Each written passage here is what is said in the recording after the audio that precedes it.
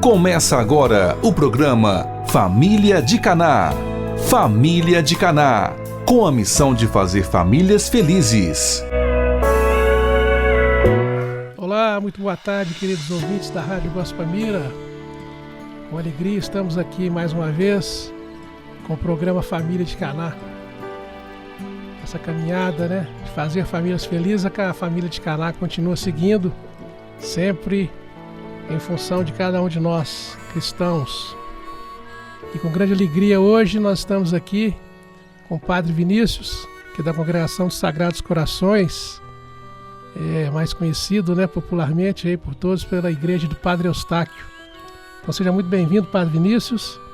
Muito obrigado, é uma alegria muito grande estar mais uma vez aqui no programa da Família de Caná, na Rádio Gospel Mira. Muito bem.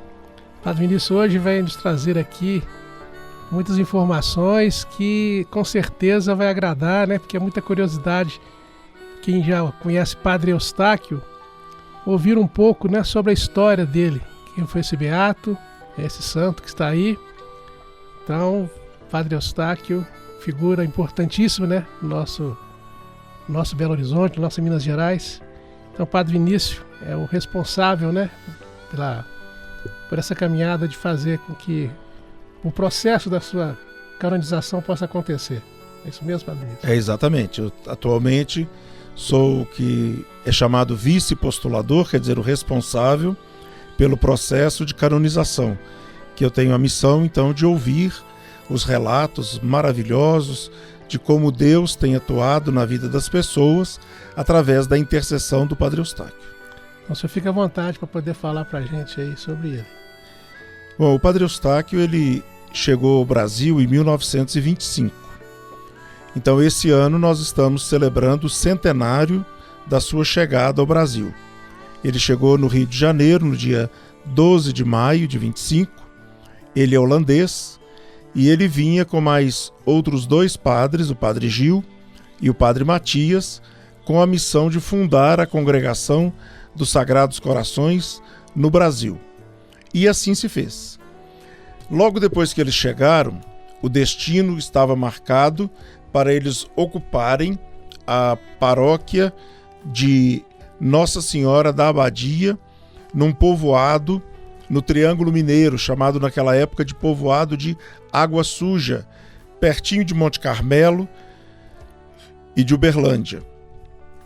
Hoje essa cidade se chama Romaria, por causa do grande santuário dedicado à Nossa Mãe e por causa das enormes peregrinações que ao longo de todo o ano, especialmente no 15 de agosto. Só que tem um detalhe muito bonito nessa caminhada, que o Padre Eustáquio e os colegas ficaram sabendo que ali, não muito longe do Rio de Janeiro, ficava o Santuário Nacional de Nossa Senhora Aparecida, a mãe e padroeira do Brasil. Então, antes deles irem para a missão no Triângulo Mineiro, no interior de Minas, imaginem o que eram essas viagens há 100 anos atrás, eles foram primeiro até Aparecida. E no livro de registros lá da Casa dos Padres Redentoristas em Aparecida, nós encontramos o registro de que no dia 8 de junho de 1925, Padre Eustáquio, Padre Gil, Padre Matias, acompanhados do superior da Holanda, o Padre Norberto, foram até Aparecida pedir as bênçãos de Nossa Senhora e consagrar a missão no Brasil à Mãe Aparecida. Há pouco tempo eu estive visitando a família do Padre Eustáquio na Holanda, seus sobrinhos, e fui surpreendido com um presente maravilhoso e extraordinário. Eles me mostraram um cartão que tem a pintura de um rio, um barco com 3 pescadores. É um cartão que o próprio Padre Eustáquio escreveu e mandou para a irmã dele, que era freira, a irmã Pacífica, e ele então, 1925, imagina um cartão escrito pelo próprio Padre Eustáquio. Uma relíquia. Uma relíquia. Há 100 anos atrás, com essa pintura dos pescadores encontrando Nossa Senhora.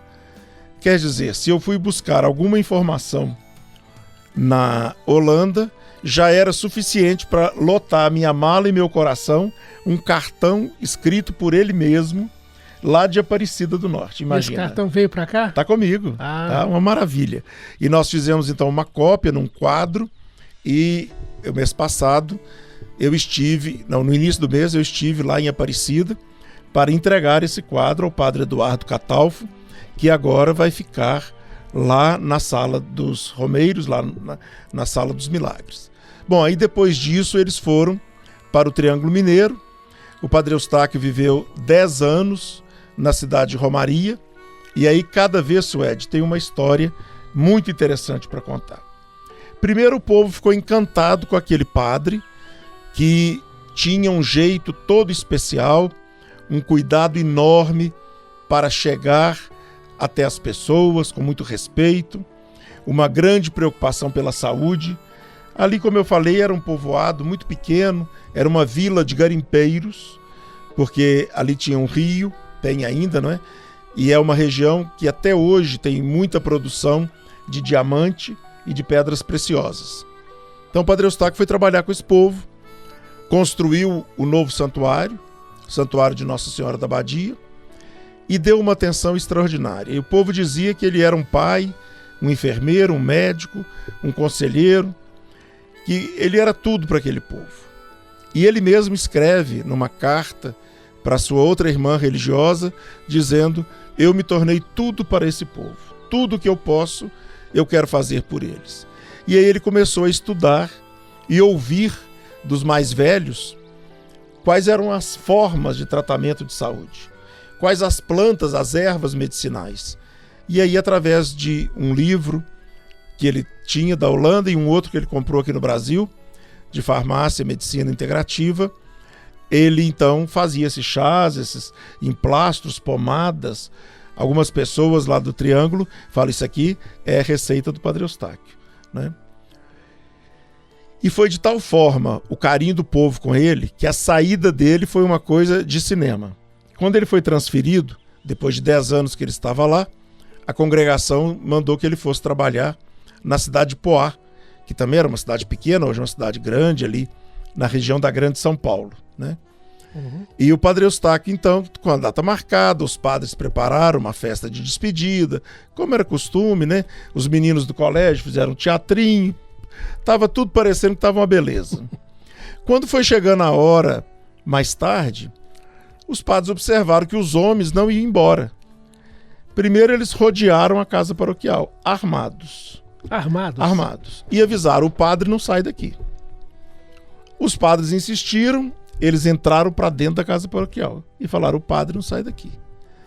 Os padres insistiram. No outro dia, eles furaram os 4 pneus do carro que tinha ido buscar o padre. E a coisa foi ficando pesada e perigosa. E as mulheres chorando, o menino chorando, aquela situação.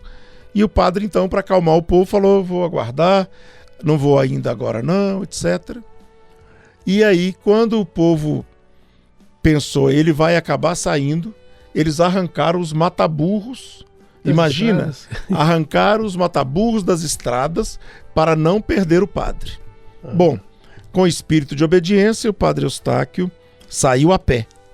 E, curiosamente, agora há pouco tempo, também estive lá na cidade de Romaria, e nós encontramos lá uma menina que tem quase 100 anos, era uma menina na época, e ela conta, então, que lembra que de manhã bem cedo o padre Eustáquio passou na casa dela para tomar um café. E ela não entendia porque estava todo mundo chorando. A avó chorava, a mãe chorava, a menina a tia chorava, e ela olhando aquele povo chorava e ela não sabia por que tinha que chorar.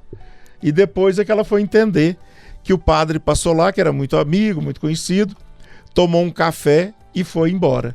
Então, é uma história extraordinária. Imagina o povo arrancar o mataburro, quer dizer, um prejuízo, né, para o próprio local. Isso aí já confirma, né, o que ele escreveu, né? Eu sou tudo para esse povo. Eu sou tudo para esse povo, né?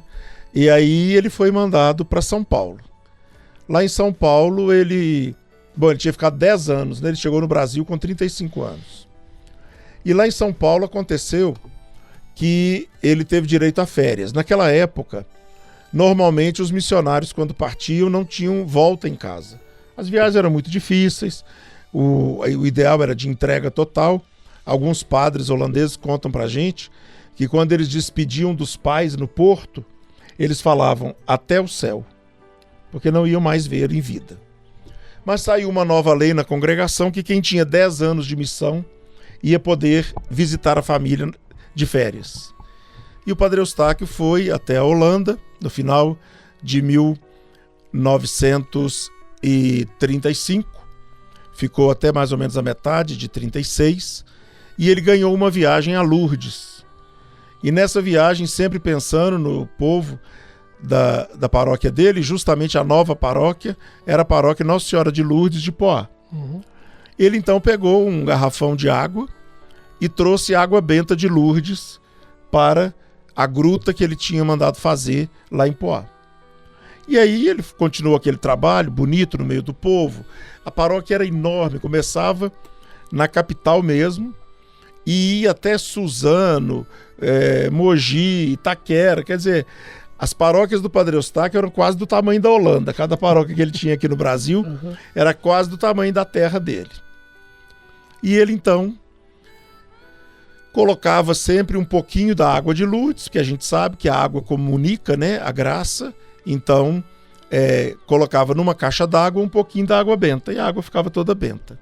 Só que é lógico que um dia essa água acabou. E quando a água acabou, o padre avisou: olha, essa água foi abençoada por um sacerdote, segundo o ritual da igreja, eu vou abençoar, vou continuar abençoando, vocês vão continuar tendo água benta na gruta de Lourdes aqui da paróquia. E aí começou uma notícia diferente. Um e outro começaram a perceber que essa água estava operando milagres. E correu a notícia: a água abençoada pelo vigário de Poá está fazendo milagres. Foi uma coisa. Tem umas fotos interessantíssimas, as praças lotadas, o povo todo com garrafões na cabeça, com garrafas d'água e ele na janela abençoando. A situação, minha gente, ficou tão complicada que lá chegou a ter, num dia, quase o dobro da população de visitantes. Como que faz? Não tinha estrutura para ter água para esse povo, não tinha banheiro e nem comida. Então se tornou um problema social. Comerciante de todo jeito. E até os batedores de carteira não perderam a oportunidade. Então foi um caso de polícia, o governador, o bispo, todo mundo vendo o que fazer. Padre Eustáquio chegava a atender mais de 5.000 pessoas num dia. Então foi ficando cada vez mais impossível a situação. Chegou o ponto que o próprio Padre Eustáquio compreendia que não tinha mais vida na paróquia. Que hora que ia celebrar a missa, que hora que ia visitar doente, a igreja estava lotada o dia inteiro de pessoas e de jornalistas procurando. Pensaram então que se transferisse para a capital, para São Paulo, a congregação tinha uma paróquia na Vila Prudente, pensou, lá é maior, o povo não vai pensar que tem que ir todo num dia só, vai diluir um pouco. Então pensaram, vai ser mais tranquilo. É o contrário. Como estava em São Paulo, o pessoal não precisava pegar trem, não precisava pegar ônibus, já estava ali à mão.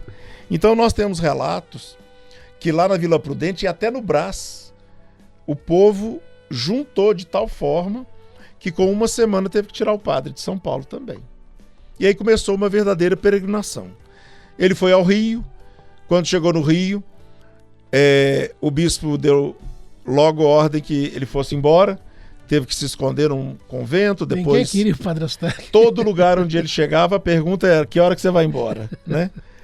Contam que o arcebispo de Campinas tinha um carinho muito grande com o Padre Eustáquio, inclusive essa oração ligada com Nossa Senhora das Lágrimas, a própria oração do Padre Eustáquio reza assim, pelas lágrimas de Vossa Mãe Santíssima.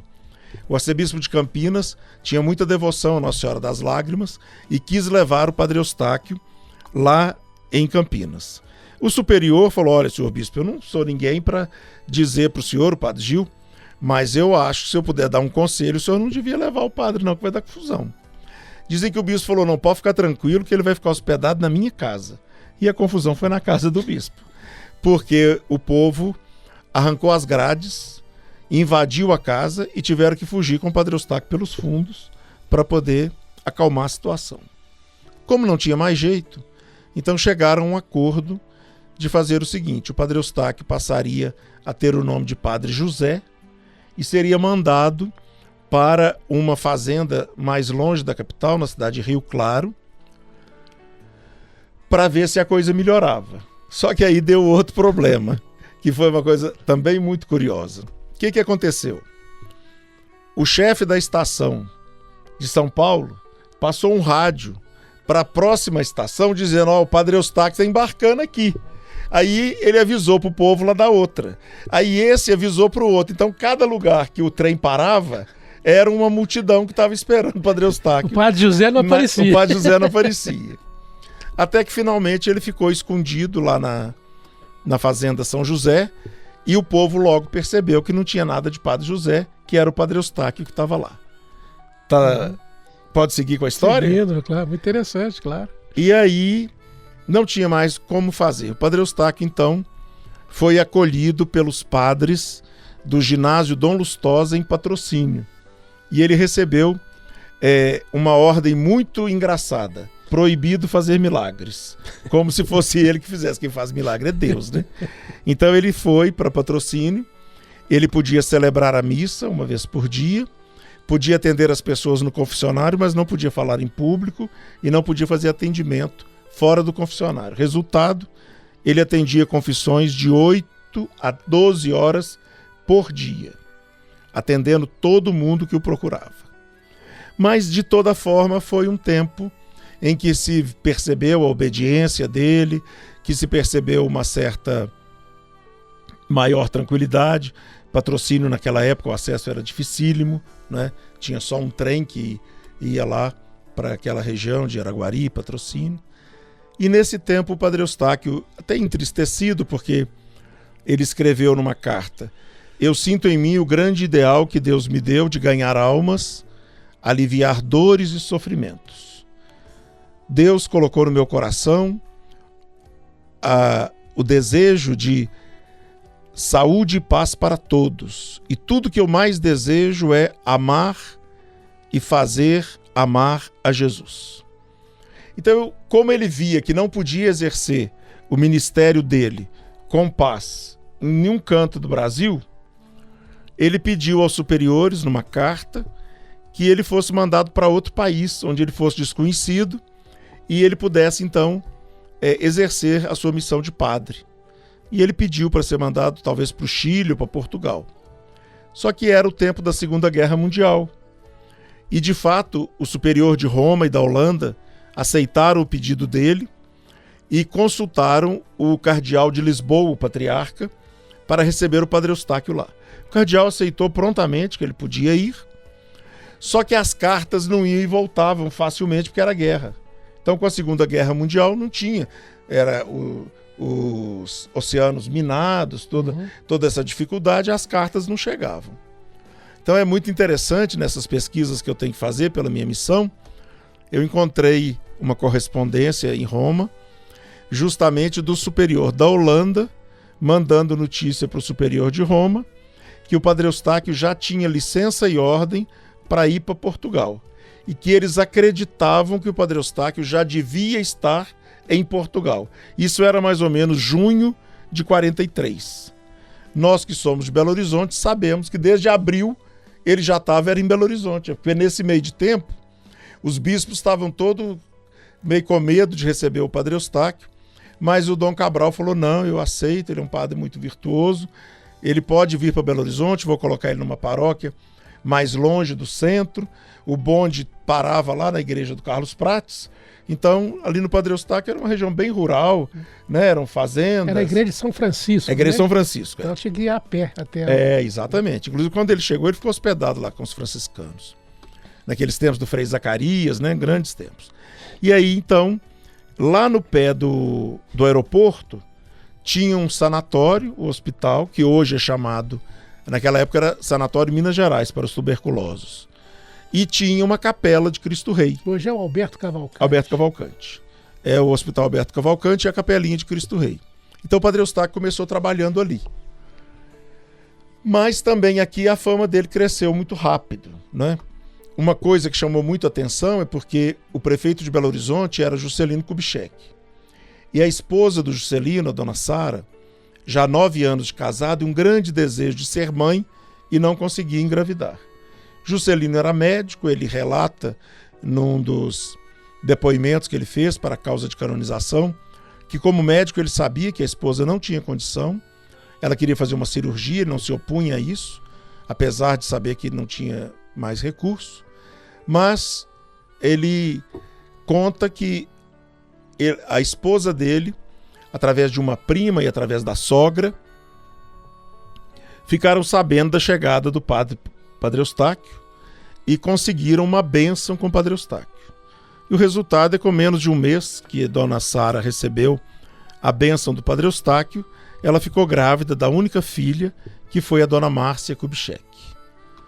O padre Eustáquio, inclusive, relatou a Dona Márcia e a Juscelino que seria a única filha, que seria uma gravidez muito difícil e que eles não teriam outra filha. Imagina se o povo já conhecia que o padre era milagroso, a mulher do prefeito fica grávida depois de 9 anos, né? Então a notícia correu, né? Eu lembro da mamãe contando que quando ela era moça em Belo Horizonte, uma das distrações era ir lá para a Praça da Liberdade, quando o Juscelino era governador, para ver o milagre do padre Eustáquio brincando lá no jardim do palácio. Então são essas coisas que foram fazendo o padre Eustáquio extremamente conhecido e extremamente querido. Eu sempre conto que se a gente for juntar as xicrinhas e os copos que o padre Eustáquio bebeu uma água, um cafezinho, dava um museu. Tá tudo guardado, né? O povo guarda. Nas casas, muitas casas que a gente vai no interior também, a pessoa pergunta se a gente quer uma água benta, beber um cadinho da água na xícara que o padre Eustáquio bebeu. E aquilo é uma relíquia, ninguém pode tocar. Uhum. Esses dias eu estava falando com os colegas da universidade, da PUC, e uma professora, uma pesquisadora falou: na casa da minha sogra tem uma xicrinha dessa, né? Então é uma pessoa que foi muito próxima de tudo que o padre Eustáquio teve tanto cuidado. O carinho dele com as crianças era uma coisa impressionante. Inclusive nós hoje temos as creches como uma herança do trabalho dele, porque na época dele aqui em Belo Horizonte, ele começou com a dona Odete Valadares, a esposa do Benedito Valadares, um lactário lá na praça onde hoje é a igreja, e sempre teve esse cuidado. Ele disse certa vez numa carta que não haveria de ter sossego nem descanso, nem na terra nem no céu, enquanto houvesse alguma criança passando necessidade. Então é por isso que, inspirados por ele, nós temos esse trabalho com as creches. Uhum. Bom, isso foi fazendo com que o padre Eustáquio fosse mais conhecido. É impressionante, além de cuidar da paróquia, além das palestras que ele dava aqui em Belo Horizonte, os relatos que nós temos que ele visitou Montes Claros, voltou em Patrocínio, voltou em Araguari, voltou em Romaria, passou em Itaúna, passou em Pará de Minas. É impressionante o tanto que ele andou, porque vocês que estão me ouvindo, meus caros ouvintes da Rádio Gospel Mira, nós que somos aqui de Belo Horizonte, da região, é inacreditável quando a gente fica sabendo que tudo isso que eu estou relatando do padre Eustáquio em Belo Horizonte aconteceu dentro de um ano. O padre Eustáquio chegou em abril de 42 e morreu em agosto de 43. Pouquíssimo tempo. Só um ano. O Dom Serafim dizia que foi um vendaval de Deus. Uhum. Trocou o nome da rua, trocou o nome do bairro, trocou o nome da igreja e chegou no coração das pessoas. Quando Deus quer agir, é Deus que age.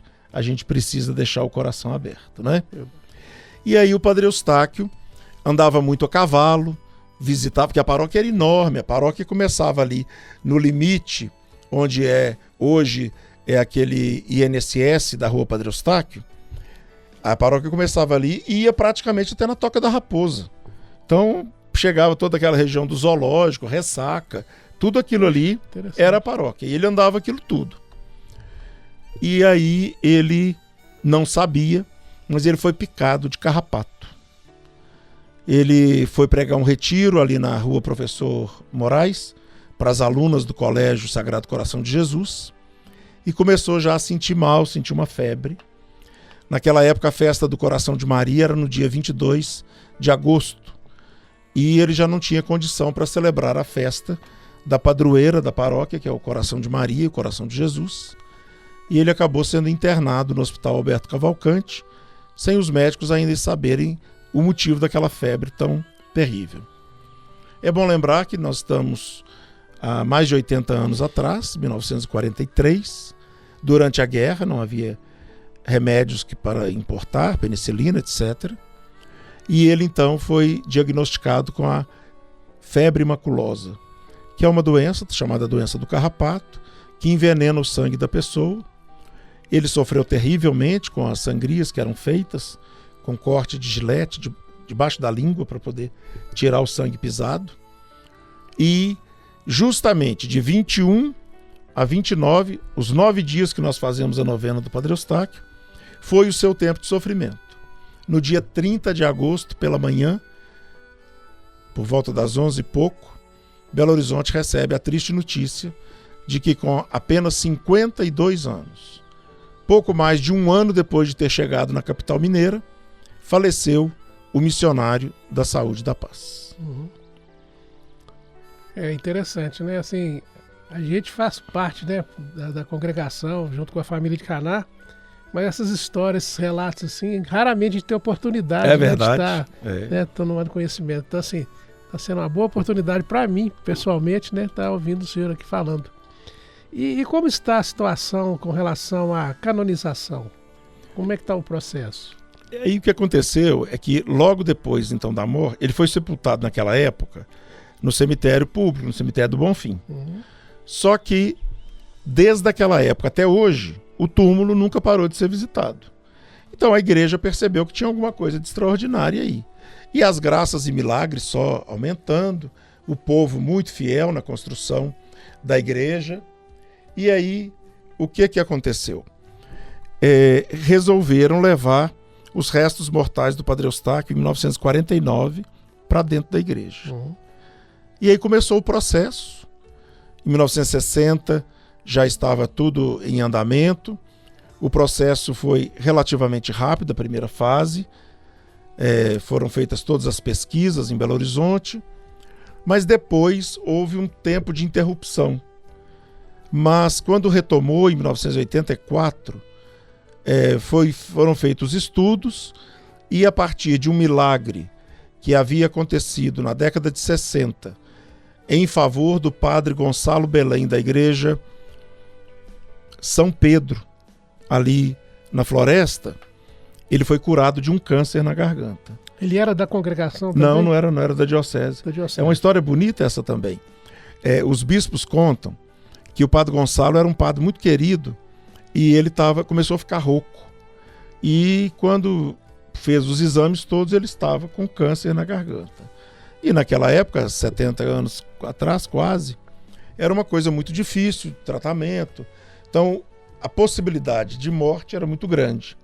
Ele foi, então, lá no Palácio, na Praça da Liberdade, para se despedir de Dom João Rezende Costas e Dom Serafim. E aí, quando ele foi embora, eles choraram, foi uma coisa muito emocionante.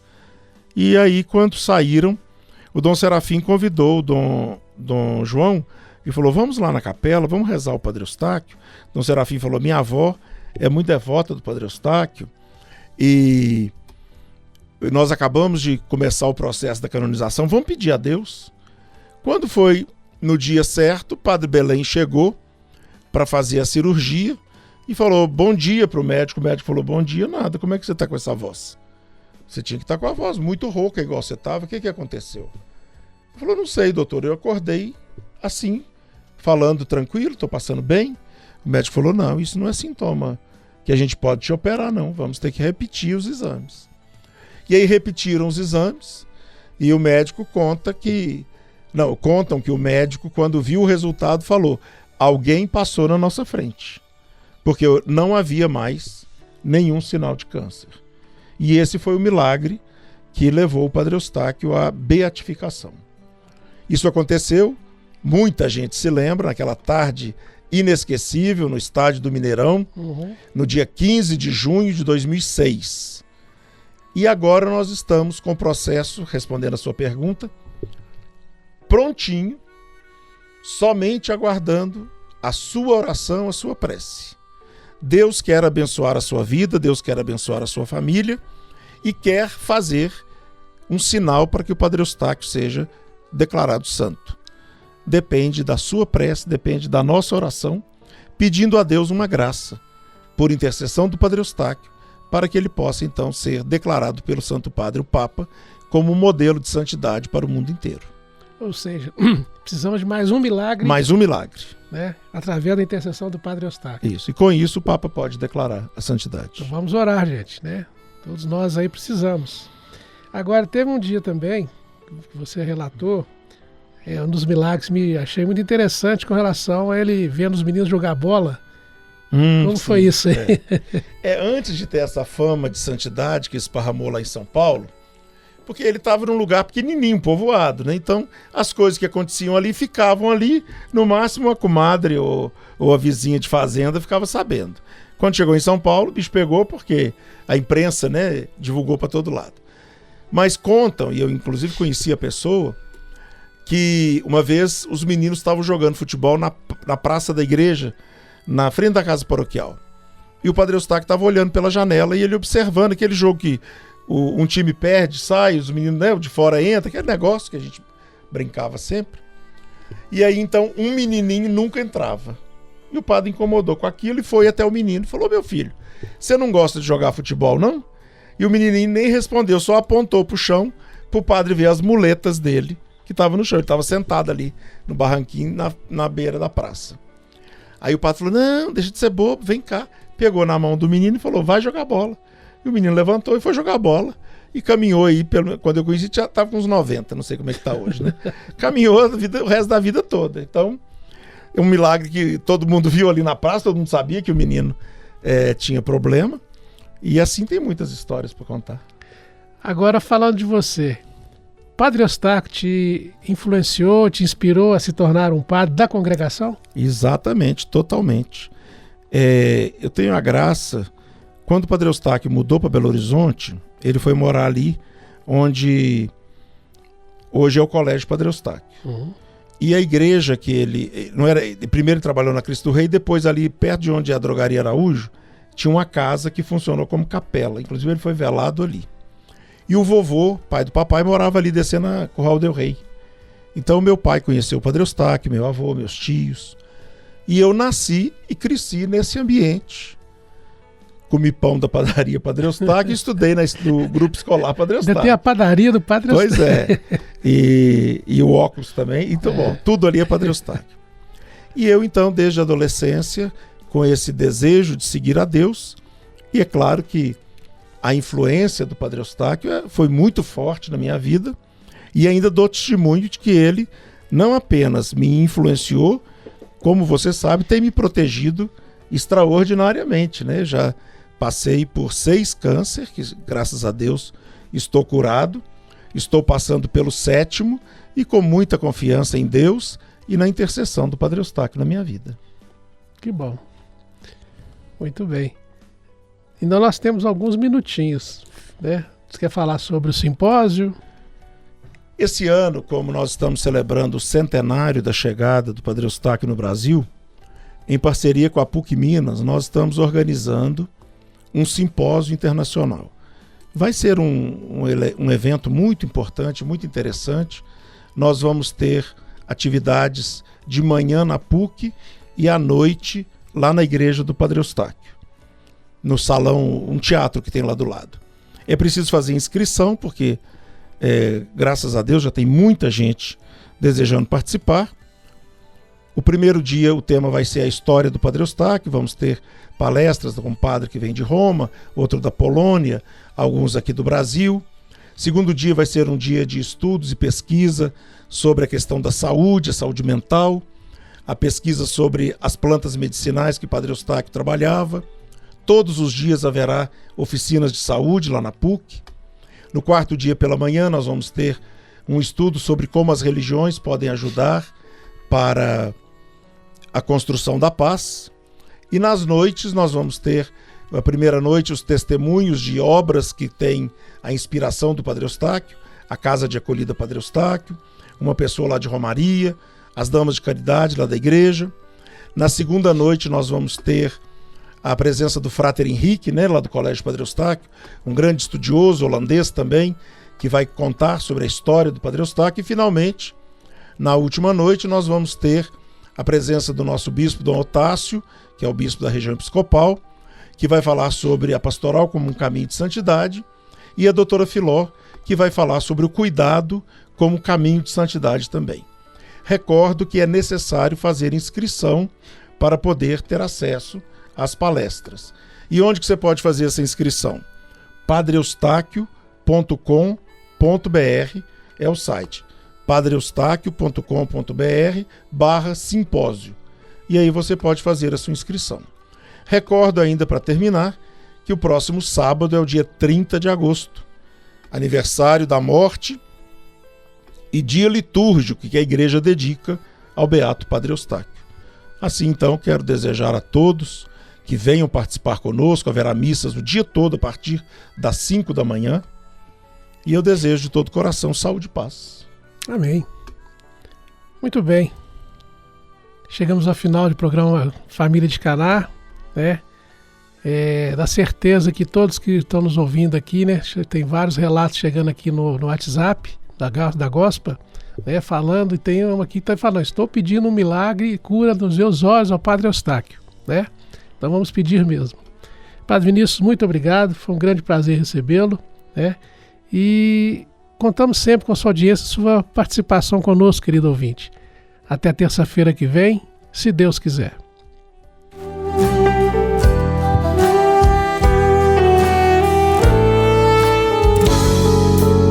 A Gospa Mira FM apresentou Programa Família de Caná.